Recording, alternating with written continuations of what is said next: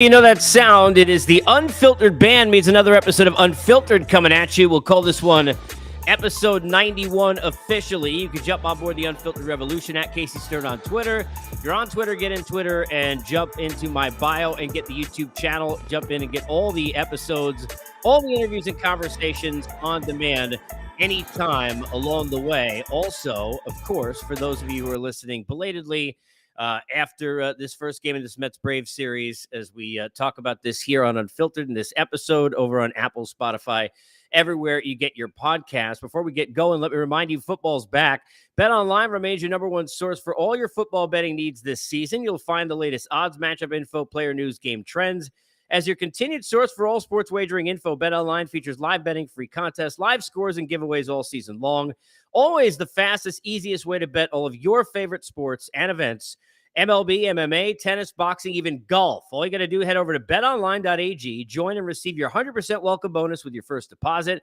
100% welcome bonus. All you got to do is make sure to use the promo code BELIEVE, that's BLEAV, to get your rewards. BetOnline, where the game starts. From where it starts to where this game has just ended, is the Braves able to pick up the Mets in game one of this series 5-2. Good at bat by Tyler Naquin at the end, fighting with Kenley Jansen, who overpowered Francisco Alvarez in his debut, went 0 for 4, lost his bat twice, and ended up finding himself a seat after a strikeout in the ninth inning. The Braves got home runs against Jacob deGrom, not once, not twice, but 3 times.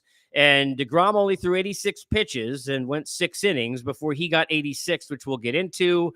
Tyler McGill, I think that experiment in the bullpen is over. We'll talk about that. We'll discuss Max Fried, who before he got ill during this game, unfortunately, for the Braves fans, obviously didn't hurt them, but he was brilliant after a rough start, ended up getting 10 straight after really giving up a run that was more about the defense of Eddie Rosario than anything else, gifting the Mets a run early in the game. Now setting up Max Scherzer, Kyle Wright, the 20-game winner this year, mano a mano with the division now even and tied. Both teams sitting with 98 victories in the National League East. You could jump in live if you're watching or listening that way over on Twitter. You can jump into the chat and chat along the way anytime you want. Or if you're not on the live stream and you're just going and following through Twitter, you can go ahead and hit any replies or comments, and I'll get to you along the way. I want to start here. I love Jacob deGrom and love watching him pitch. All right? This guy's a dude. This guy has had an ERA now after that start in Oakland, going into tonight at least. They showed the stat on SNY that went over 2 after being under it since 2018. I understand he spent 12, 13 months off, but still we're talking about a period from 2018 to 2022, mind you. This is a guy who we have seen be unhittable. We have seen at a level of dominance, really unlike what anybody has found, at least over the last decade or so, even with the greatness of Scherzer in his own rotation, guys like Verlander, wherever you stand on Garrett Cole, among many other pitchers, Walker Buehler, I'm not going to remember every pitcher, Ohtani, right? Guys who have dominated in different levels. Certainly Corbin Burns last year, Alcantara, you can go wherever you want. Jacob deGrom been better than those in terms of numbers when he's been healthy since 2018. Love the dude. He's been great, but it's not enough. 86 pitches, not enough. 6 innings every start, and at a start like this, it's not enough. It's not enough if you want to be among the greatest and you want to get paid $50 million a year and you want to be that dude. And we all know from the compete level, right? And I don't want to go too far. We know that Jacob deGrom wants to be that guy. We've all seen that from him over the years. You want to be that guy, you can't be gone after 86 pitches. You just can't. You can't. You can't be 6 and dive. Now, we're sitting here, and I came on immediately after the game, so I don't know what Buck's going to say in terms of, what they thought or what discussion they had or what role deGrom played in it. But do you think you're taking that ball out of Max's hands after 86 pitches? The hell you're not. And that's the problem, because you and I both know that's not happening. It's just not. It's not. Good luck with that. There's a certain compete level that you just got to have when you're going to be the best of the best and you want to be the Greg Maddux or the Pedro Martinez, you want to be in that 1 percentile. You want to be the top dog. You want to be that Hall of Fame level pitcher. Well, you got to have that dog in you that you can't be done after 86 pitches. You can't. The home runs are one thing. Look, middle on a slider and then on a fastball. And if you want to get on the guy, look, it's one thing you could say, all right, he didn't have, his best stuff. He didn't have his best stuff early. He obviously settled down. 1 point struck out 5 out of 6. He got 11 Ks overall. I'm not going to sit here and you'd love to see him pitch better. You want to get him for not pitching better? You want to say that, okay, fine. But we're talking about a 2-1 game. We're talking about the Mets offense that didn't score. And we're talking about back-to-back hitters where he made bad pitches. And after that, he settled down and adjusted, took the inside part of the plate, was able to get the slider to work on the outside portion against the righties, and got outs. He got strikeouts, and he was pitch efficient. Actually, DeGrom's issue really this year more than anything else, even in starts where the pitch counts weren't a thing, is that he hasn't been pitch efficient to be able to go deeper into games. And tonight he was.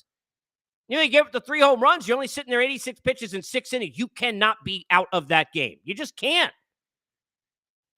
We'll hear what Buck's going to say. I mean, barring... Now, look, all of this is out the window. If we hear after the game, Buck said, hey, we noticed something in his mechanics, or DeGrom wasn't feeling well, or he's hurt, or whatever.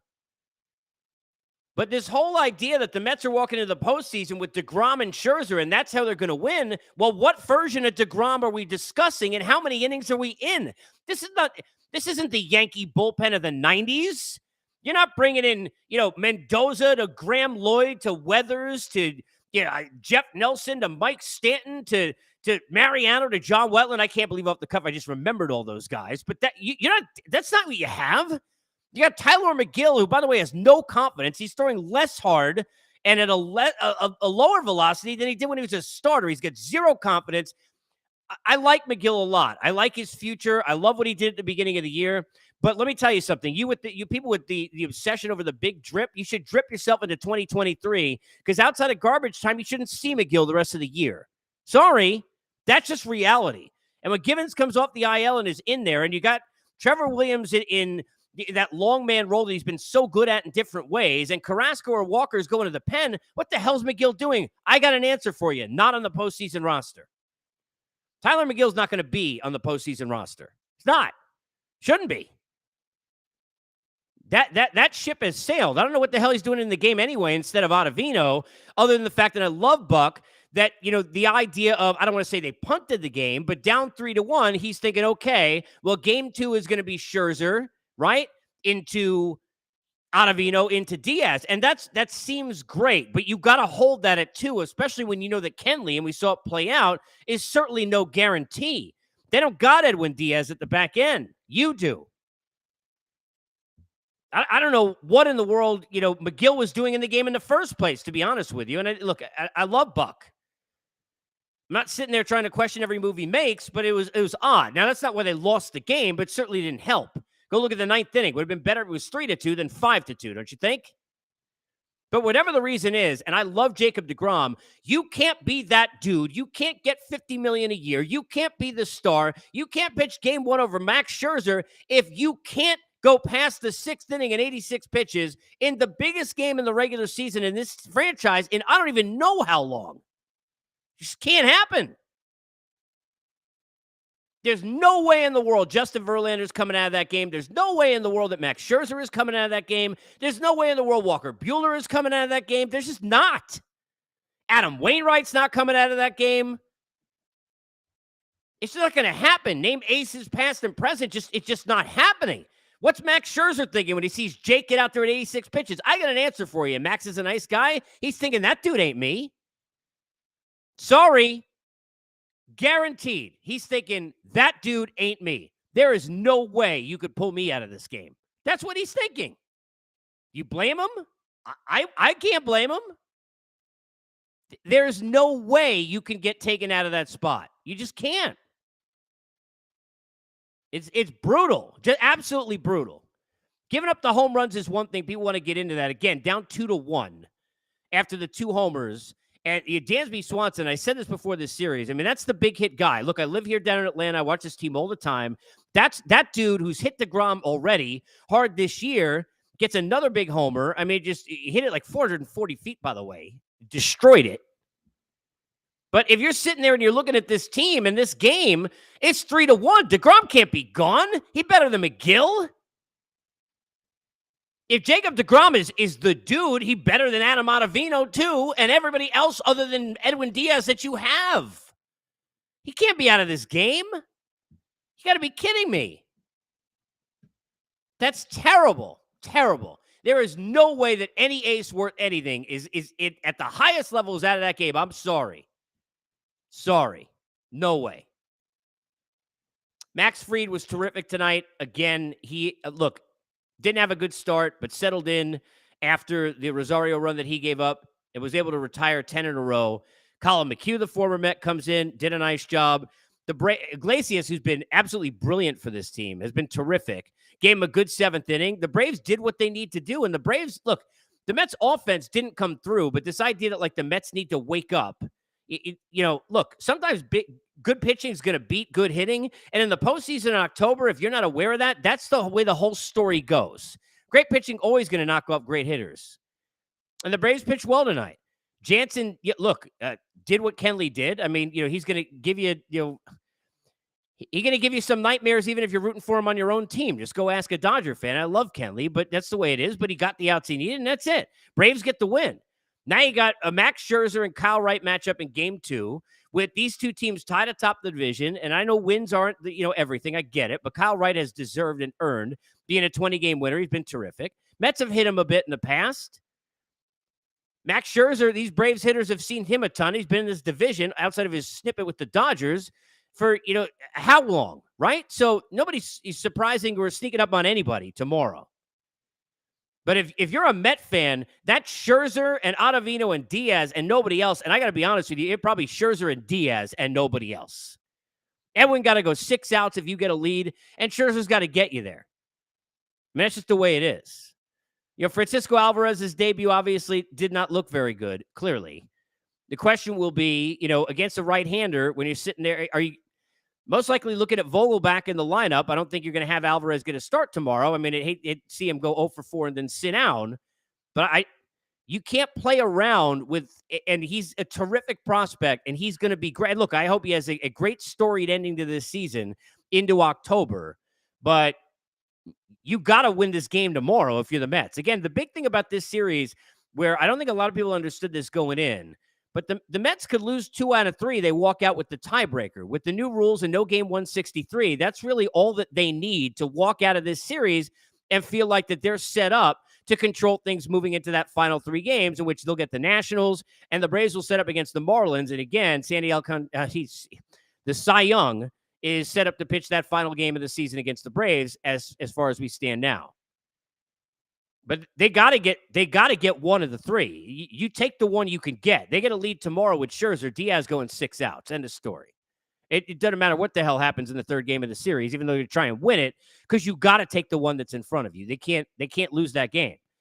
So now you're in that must-win territory for this division. Everything's going to feel like it's on the line. The mama drama that you had tonight's going to be amped up to another level. But I hate saying this. I'm curious how you feel. I have no doubt Max Scherzer can give up a 3-run home run in the 1st inning, and I'll still know he'll be in the 7th. Because that's what he does. Every Braves fan knows. It's not a Met thing. We knew this when he played for the Nationals. Both these teams' fan bases hated the guy because that's what he does. But I'm sorry. You just can't be gone after 86 pitches. That's the story. You can get to the hitting all you want, but if you want to win, you got to win this game. You're trying to win a division. But if you're a Met fan, you're thinking in the real world terms of like what's important. You're trying to win a World Series. You can't win a World Series, okay, unless the best thing on your team is that you have Max and DeGrom. That is your thing. By the way, obviously Scherzer had that with Strasburg, the way Strauss had pitched, go back to 2019.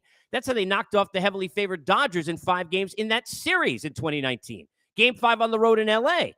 If you don't have that level of DeGrom, you ain't doing it. That's it. And I've already said that they're in trouble if Marte's not healthy, but if this is the version of DeGrom where you kind of don't know what you get, and then you're sitting there and you got 86 pitches.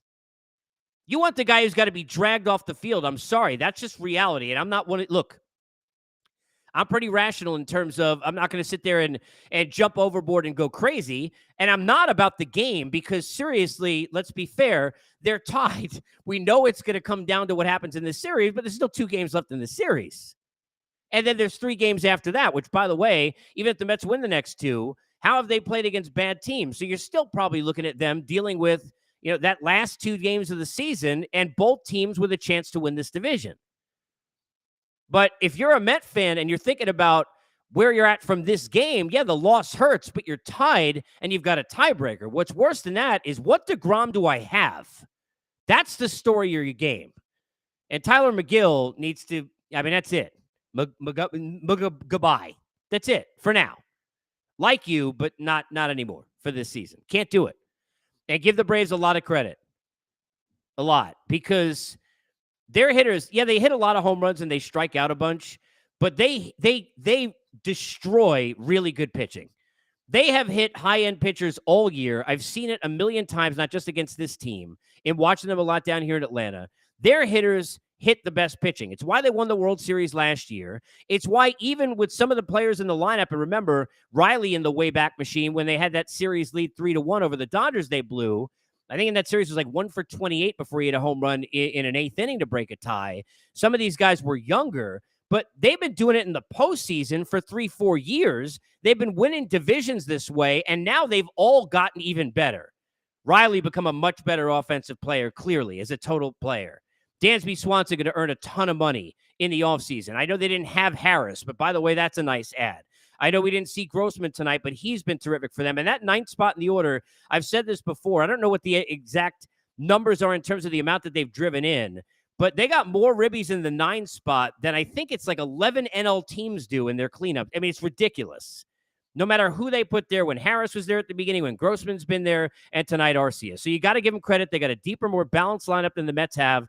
That is why the Mets thing that they have that every Braves fan or any other fan knows is the boogaboo. It's the scary. It's the red rum from The Shining. It's the 2 girls down the hall. Those are those 2 guys at the front of your rotation. But if they're not those 2 guys, that's a different story. That's the story of this game tonight. Congrats to the Braves. They get a win in game 1 of the series. Back tomorrow, Scherzer and Kyle Wright. We'll see you for episode 92 soon. Hop on the Unfiltered Revolution at Believe.